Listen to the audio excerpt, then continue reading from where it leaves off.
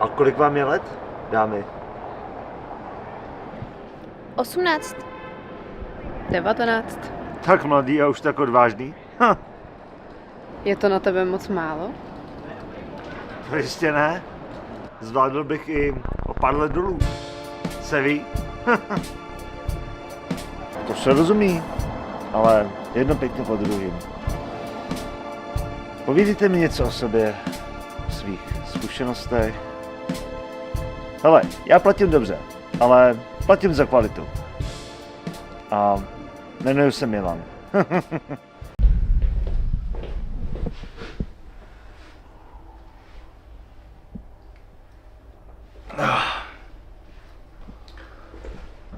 Tak.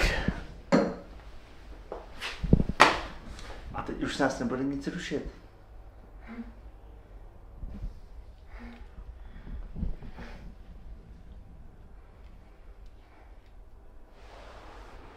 No, napřed se chci dívat.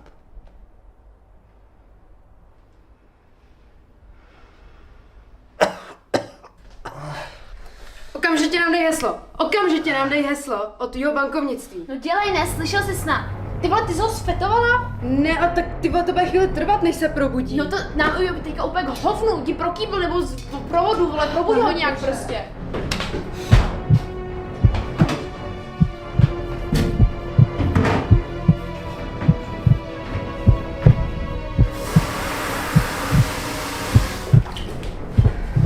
Tak chlastej, ty sráči. Ty kreténe, dej nám okamžitě to heslo.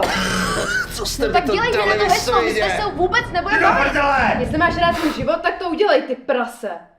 Tak klid. Aha, to heslo je... No tak mluv, ne? 12 je best.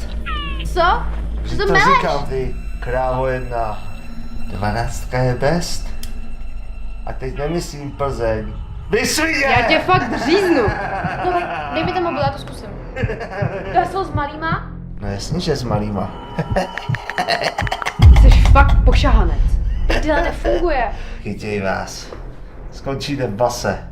Chcípnete! No ty jsi už hloupý. Ty jsi taková malá, drobná. Ani nechtěj. To heslo No, zavři nevíš, držku. to s velkýma, nebo velký D tam dej, nebo něco. Udělej to ještě jednou. Co to postaví? Jo, mám to. Pojďme, jdem. Tohle vám nepůjde, když mi nevidím. Dobré zprávy ve spolek. Šéfe, my od vás čekáme další zakázku a místo toho se tady objeví ten šašek. Jaký? Ten s tou kamerou? Ne, ten druhý. Jožka, neplatím. A tam bych se nehádal. Vy mě neplatíte. No, tak nikoho z nás pořádně neplatíte. Aha, no a ten s kamerou. Ten je z Národní televize. Chtějí tady točit dokument o tvorbě reklamy.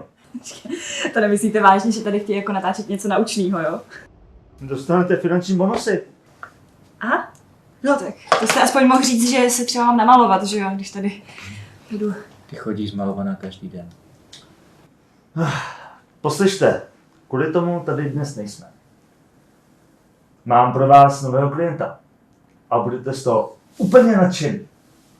Lepší zakázku jsme si totiž ani nemohli přát.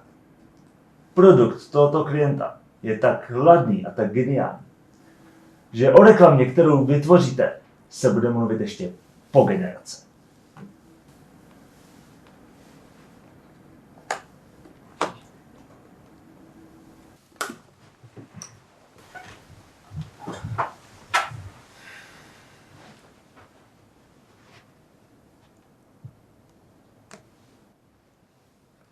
Když je to obyčejný rohlík, co s tím máme udělat?